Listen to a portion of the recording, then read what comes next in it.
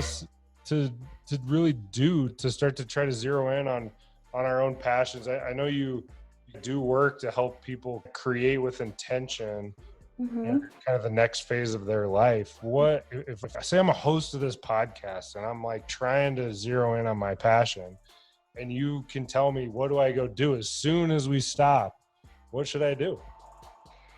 I always encourage people, if they're in a space in life where they have the emotional bandwidth and the emotional stability to explore these questions, I really encourage them to look like philosophically or theologically, what do you think is the meaning or purpose of life, to have more of a cohesive conceptualization. Because like I said, I think if we just focus on passion, sometimes that can focus too much on how we feel and not something that's going to be really sustaining and enduring across different life stages or circumstances. And our feelings are going to come and go. That's just what they do.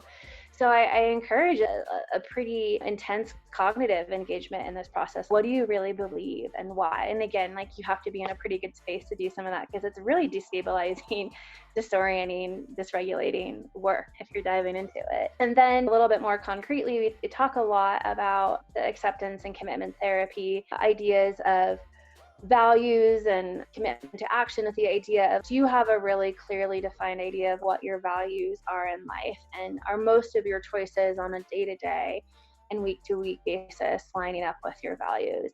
I think the 5 and 10-year plans are worthless if someone has these black and white things of, oh, I'm going to be a CEO by the time I'm 35. Like, you could or couldn't, but there's so much that's out of your control at that point. What if the company you're working at goes bankrupt, even though you're perfectly teed up for that? Or what if there's nepotism, whatever it is? But if your value is, I want to be really invested in my career and an expert in my field or in my content area, that's something you have a lot of control over, and you'll be able to make a lot of decisions in line with that value or goal. I think really again, we have a finite amount of resources, right? We have a limited amount of like money, of energy, of our emotions available. And so there's a lot of really worthwhile goals and values out there, but you're going to have to focus them down and distill them down into something that you can really make decisions around to drive the trajectory of your life towards something that you really believe in.